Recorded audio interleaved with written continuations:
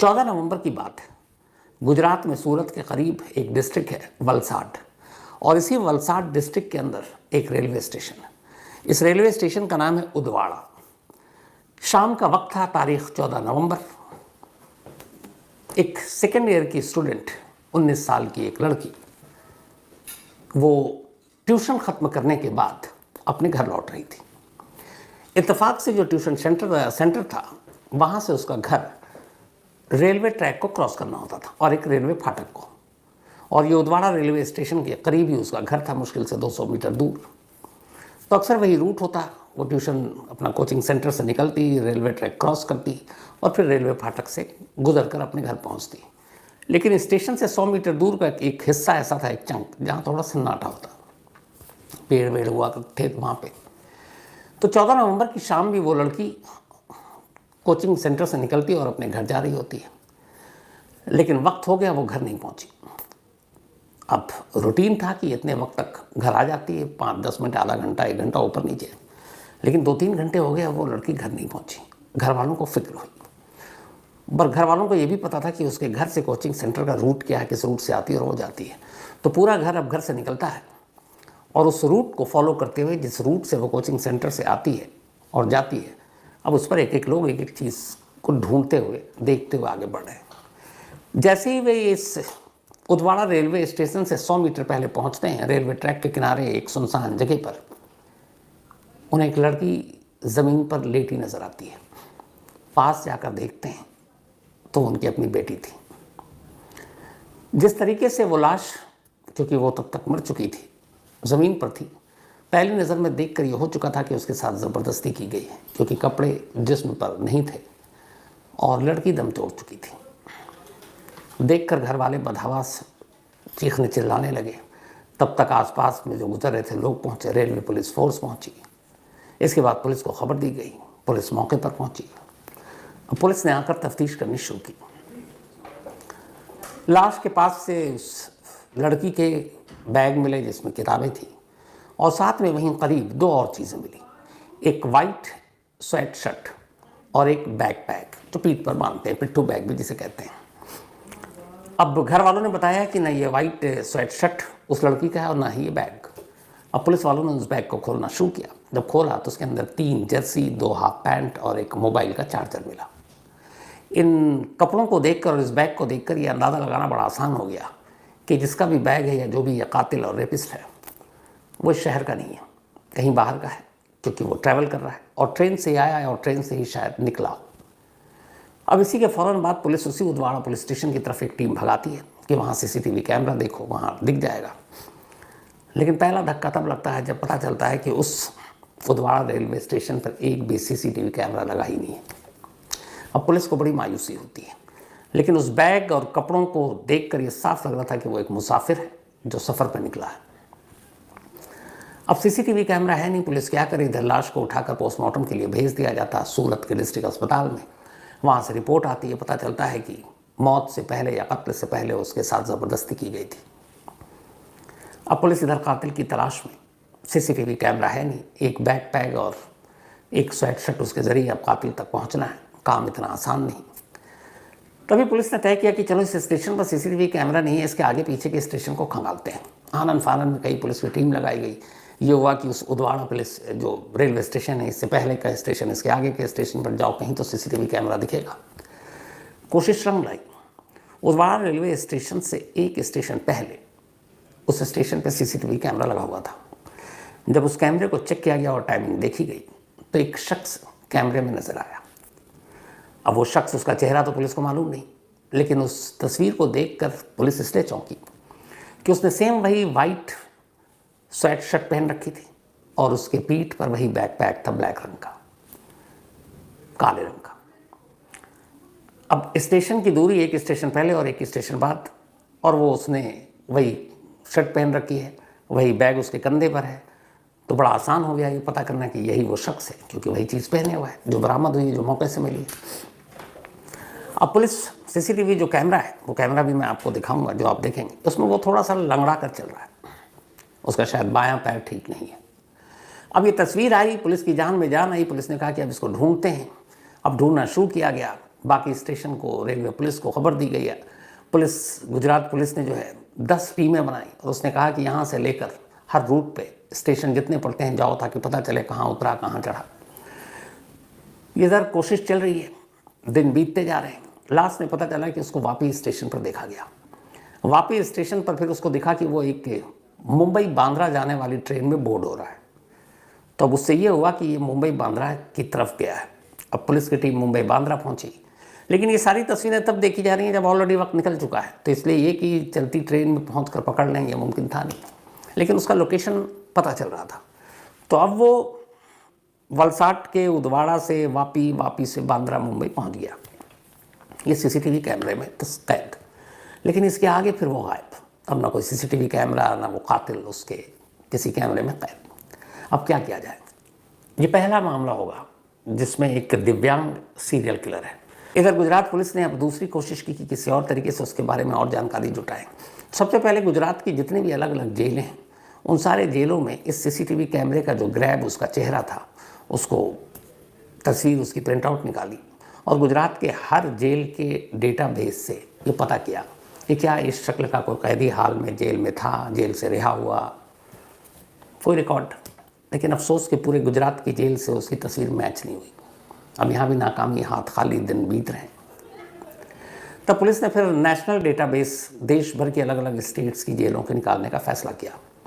अब उसने हर एक स्टेट को भेजी ये तस्वीर कि भाई देख कर बताएं आपके किसी जेल में कभी कोई ऐसा कैदी रहा।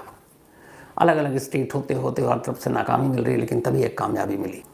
राजस्थान की जोधपुर जेल में कैदी का चेहरा उस चेहरे से बिल्कुल मैच कर गया। पता चला कि इसी साल मई में वो वहाँ से बेल आउट हुआ है और उसके ऊपर मामला था ट्रक चोरी का। अब जब मैच किया तो फिर जेल से रिकॉर्ड मिले उसके कि भाई क्या है। तब पता चला कि उसका नाम राहुल जट है और ये हरियाणा के रोहतक का रहने वाला है। अब पुलिस रोहतक पहुंची इस उम्मीद पे कि वहाँ वो मिलेगा, लेकिन वहाँ फिर नाउम्मीदी हाथ लगी। मालूम हुआ कि राहुल को उसके माँ और भाई ने बहुत पहले घर से निकाल दिया, क्योंकि वो एक बैड कैरेक्टर था, गुंडागर्दी करता था, चोरी के इल्ज़ाम थे, कई बार जेल गया, तो पड़ोसी ताना मारते थे। तो उन्होंने अपने उस बेटे को एक तरह से तिलांजलि दे दी और उसे बेदखल कर दिया। और उसके बाद से वो कभी पलट कर आया नहीं, तो घर वालों को उसका पता नहीं। अब नाम तो मिल गया लेकिन पता नहीं मिल रहा है। फिर भी पुलिस की कोशिश जारी, तमाम तरीके से उसका पता लगाने की कोशिश की जा रही है।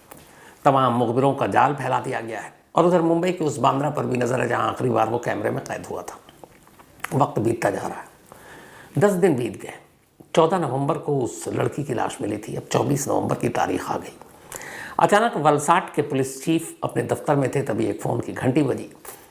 सामने उनका एक मुखबिर था जो बांद्रा रेलवे स्टेशन पर एक हॉकर का काम करता था। तो रेलवे स्टेशन पर दुकानें और बेचते हैं चीज़ें, उनको हॉकर कहते हैं। तो उसका फ़ोन आया और उसकी वजह ये थी कि वलसाड पुलिस ने गुजरात से लेकर मुंबई तक के जितने भी रेलवे स्टेशन थे उन सबको वो उस राहुल नाम के कातिल की तस्वीर दे दी थी, जो ग्रैब सीसीटीवी कैमरे से मिला था, कि अगर ये दिखे स्टेशन पर तो पुलिस को खबर करें। तो बांद्रा रेलवे स्टेशन के हॉकरों के पास भी और रेलवे पुलिस के पास भी वो तस्वीर थी। तभी एक हॉकर ने फ़ोन किया, उस पुलिस चीफ का नंबर था। उसने बताया साहब मैंने अभी अभी उस शख्स को देखा जिसकी आपने तस्वीर दी है और वो वैसे ही लंगड़ा कर चल रहा है और वो बांद्रा से भुज जाने वाली एक ट्रेन में बैठा है। अब इतनी इन्फॉर्मेशन काफ़ी थी, लेकिन जब तक उसने इन्फॉर्मेशन दी ट्रेन बांद्रा से निकल गई। आरपीएफ को अलर्ट किया गया। उसके बाद इधर पुलिस की टीम लगा दी गई। एक टीम ऑलरेडी पहले से ही वापी में मौजूद थी। अब ये ट्रेन वापी से होकर गुजरनी थी। वापी के पुलिस टीम को अलर्ट किया गया और कहा गया कि वहाँ उस ट्रेन के एक डब्बे में वो सस्पेक्टेड है, वो जो सस्पेक्ट है वो मिलेगा। वापी में जैसे ही ट्रेन रुकी, पुलिस वाले धड़धड़ा कर अंदर दाखिल हुए सादी वर्दी में और उन्हें ज़्यादा मशक्क़त नहीं करनी पड़ी। एक सीट पर बैठा हुआ वो कातिल मिल गया जिसकी तलाश में पिछले 10 दिनों से उन्होंने 5000 सीसीटीवी कैमरे, पुलिस की 10 टीमें, देश भर की जेलें, 4-4 राज्यों की पुलिस से कांटेक्ट किया और अब वो उनके सामने था। अब वलसाड पुलिस राहुल को साथ लेकर वापस आती है और पूछताछ शुरू होती है और अब पुलिस को यही लग रहा है कि चलो एक रेप एंड मर्डर का केस सुलझा दिया। राहुल से पूछताछ शुरू होती है, लेकिन जैसे ही पूछताछ शुरू होती है और राहुल अपनी कहानी बताना शुरू करता है, कहानी ख़त्म होते होते पुलिस को एहसास हो चुका था कि उन्होंने जिस शख्स को पकड़ा है वो एक रेप और मर्डर का क्रिमिनल नहीं है, उन्होंने किसी कातिल को नहीं पकड़ा है, बल्कि एक सीरियल किलर को पकड़ा है। एक ऐसा सीरियल किलर जिसने कुल 5 कत्ल किए, और वो भी सिर्फ 1 महीने के अंदर। पुलिस वाले उसकी कहानी सुनकर हैरान रह गए। पहले उसने अपनी पूरी कहानी सुनाई, और सबसे पहले उसकी कहानी सुनाई जहाँ से इस केस की शुरुआत हुई, यानी 14 नवंबर सेकेंड ईयर के स्टूडेंट जो वलसाड के इसी उदवाड़ा रेलवे स्टेशन के करीब जिसकी लाश मिली थी। उसने बताया कि 14 नवंबर को वो वलसाड आया था। वहाँ कुछ दिन उसने एक होटल में काम किया था, फिर चला गया था छोड़कर। कुछ पैसे बकाए थे, वो पैसे लेने आया, पैसे लिए, और फिर वापस सब वो उदवाड़ा स्टेशन की तरफ आया। यहाँ से उसे ट्रेन पकड़कर मुंबई जाना था। ट्रेन में वक्त था तो प्लेटफॉर्म के इर्द गिर्द घूमने लगा। तभी जब वो प्लेटफॉर्म के बिल्कुल लास्ट छोर पर था तो उसने देखा कि वही लड़की लौट रही है, उस वक्त ट्यूशन पूरा करके। उसे देखा, आसपास मैंने देखा बिल्कुल सन्नाटा था, कोई था नहीं, शाम का वक्त हो चुका था। तो मैंने उस लड़की का 100 मीटर तक पीछा किया, और मैं मौके की ताक में था। 100 मीटर के बाद मुझे रेलवे ट्रैक के पास एक ऐसी जगह मिली जहाँ एक तरह से काफ़ी पेड़ थे, झाड़ियाँ थीं, और कोई लोग दूर दूर तक नहीं। बस मैंने मौका देखा। अच्छा, वो लड़की के पीछे पीछे चल रहा था, लेकिन लड़की को कुछ शक भी नहीं हुआ, क्योंकि लोग बहुत सारे आते जाते हैं। लेकिन एक सन्नाटे में मौका मिलते ही उसने लड़की को दबोचा, उसके मुंह पे हाथ रखा, उसे धमकाया, और फिर उसके साथ ज़बरदस्ती की। इसके बाद उसने उसका गला घोंट दिया। गला घोंटने के बाद, ये सब करने के बाद उसे प्यास लगी। वो अपना स्वेट शर्ट उतार चुका था इस ज़बरदस्ती करने के दौरान में, और उसका बैग पैक वहीं रखा हुआ था। अब उसके सामने उस लड़की की लाश पड़ी थी जिसको थोड़ी देर पहले उसने मारा और जिसके साथ ज़बरदस्ती की थी। लेकिन अब उसे प्यास लगी। 100 मीटर दूर स्टेशन प्लेटफॉर्म था। उसने देखा आसपास कोई दूर दूर तक नहीं है, इस लाश पे किसी की नज़र भी नहीं पड़ेगी। वो अपना बैग पैक और वो स्वेट शर्ट छोड़कर सिर्फ गमछे में, चूँकि अंदर बनियान भी था, वापस जाता है प्लेटफॉर्म पर। प्लेटफॉर्म पर जाने के बाद एक जूस का पैकेट लेता है, एक दूध का पैकेट लेता है, पीता है, और फिर वापस आता है, इस इरादे के साथ कि वो फिर ज़बरदस्ती करेगा एक मुर्दा लाश के साथ। लेकिन जैसे ही वो पहुंचता है वापस, तो देखता है कि उस जगह पे भीड़। इस दौरान हुआ ये कि लड़की चूँकि वक्त पे घर नहीं पहुंची, कभी लेट होता नहीं था, उस दिन 2-2.5 घंटा ज़्यादा हो गया, तो घर वालों को फिक्र हुई। उसके बाद वो निकले, उसे ढूंढने। रूट पता था घर से कोचिंग सेंटर तक का, ये भी पता था रेलवे ट्रैक से होकर गुजरती है। तो इत्तेफाक से वहीं उनको लाश दिख गई, और वो लोग पहुंच गए, भीड़ जमा हो गई, पुलिस आ गई, रेलवे पुलिस आ गई। और ये वहाँ पर जाकर दूर से इस भीड़ को देखकर और ये समझ गया कि अब ये बात खुल गई है। ये वापस पलटता है, अपना बैग पैक और अपना स्वेट शर्ट वहीं छोड़ देता है, प्लेटफॉर्म पर आता है, जो नेक्स्ट गाड़ी आती है उसमें बैठकर वहाँ से निकल जाता है। वो चला गया, लेकिन वो बैग पैक और वो उसका स्वेट शर्ट, ये एक अहम सबूत बन गया उसे पकड़ने में। अगर वो उस दिन न छोड़ता वो दोनों चीज़ें, तो उस स्टेशन पर सीसीटीवी कैमरा भी नहीं था, और किसी भी स्टेशन के अगर सीसीटीवी कैमरे में वो कैद भी दिखाई देता तो फिर कैसे पता चलता है कि यही वो कातिल या रेपिस्ट है? क्योंकि उस सामान के अलावा और तो कोई उसकी पहचान थी नहीं, कोई विटनेस नहीं था, किसी ने चेहरा नहीं देखा। तो इसीलिए वो उसका बैग पैक और एक स्वेट शर्ट के सवालों के जवाब थे। राहुल हरियाणा का रहने वाला था, रोहतक ज़िले का। जब ये थोड़ा सा बड़ा हुआ तो इसके फादर की डेथ हो गई। उसके बाद बचपन में ही से पोलियो हो गया था। उस पोलियो की वजह से बायां पैर थोड़ा ख़राब हो गया, ये नंगड़ा कर चलता था। स्कूल में दाखिला मिला। स्कूल में बच्चे इसे इसके इस लंगड़ेपन की वजह से चिढ़ाते थे, उसका मजाक उड़ाते थे। धीरे धीरे ये बात उसे बहुत बुरी लगी। फिर थोड़ा थोड़ा कैसे करके ये पढ़ता लिखता गया। इसका एक सपना था कि ये बड़ा होकर ट्रक चलाएगा। ट्रक को लेकर ये बड़ा इसको पसंद था ट्रक, तो ट्रक देख के इसको खुशी होती थी, तो उसे लगा था कि ट्रक चलाएंगे। लेकिन चूँकि उसे पोलियो हो चुका था, एक पैर ख़राब था, तो किसी ने भी उसे ट्रक ड्राइवर की नौकरी नहीं दी। ट्रक ड्राइवर की नौकरी किया, किसी ने उसको ट्रक के करीब नहीं आने दिया। ये बात उसे बहुत चुभ गई। तब उसने पहला जुर्म किया। उसने कहा जिस ट्रक को मैं चलाना चाहता हूँ ये मुझे चलाने नहीं दे रहे। उसने ट्रक की ही चोरी करनी शुरू कर दी। उसने 12 ट्रक चुराए अलग अलग जगहों पर, दिल्ली में, हरियाणा में, राजस्थान में, यूपी में। ट्रक को चुराता, माल को बेच देता, ट्रक कहीं ले जाकर छोड़ देता, और इसी चोरी के चक्कर में वो कई बार पकड़ा गया, जेल गया। ट्रक चोरी, जेल जाता है, फिर जमानत पर बाहर आ जाता। तो जेल आना और जाना उसका लगातार लगा रहा। आखिरी बार वो जोधपुर की जेल में बंद था जब ट्रक चोरी के ही मामले में, और इसी साल मई में उसको बेल मिल गई। घर वालों ने वैसे ही निकाल दिया था। वो बाहर आया। बाहर आने के बाद इतनी बार जेल जा चुका था कि अंदर बहुत सारे कैदियों से भी मिल चुका था। वो एक तरह का पेशेवर अपराधी हो चुका था। बाहर आने के बाद उसे फिर वो बचपन की चीज़ें उसके दिमाग में घूमती रहती थी कि मैं एक विकलांग हूँ, मेरा एक पैर ठीक नहीं है, बच्चे हंसते हैं। आज भी उसे लगता था कि लोग देखकर हंसते होंगे मुझे। ये चीज़ें उसके अंदर इतना घर कर गई कि फिर उसे एक चिढ़ हो गई। और उसके बाद उसने पहली बार देखा कि दिव्यांग कोटे का जो की बॉगी होती है उसमें बहुत ज़्यादा भीड़ नहीं होती है, कई बार तो एक ही होती है। तो वो चूँकि खुद एक दिव्यांग था तो वो उसी कोच में चढ़ जाता, और जहाँ उसको महिला दिखती पहली बार 20 अक्टूबर को, उसने अपनी पूरी खुन्नस खुंदक गुस्सा उस महिला पर उतारा, उसके साथ रेप किया और उसे मार डाला। उसके बाद वो निकल गया तो उसे लगा कि ये तो बड़ा आसान है, पकड़ा भी नहीं गया। तो वो एक स्टेट से दूसरे स्टेट पहुंचता, कभी एक स्टेट में अपने क्राइम को रिपीट नहीं करता, और वैसी तरीके से अलग अलग स्टेट में जाके क्राइम करने लगा।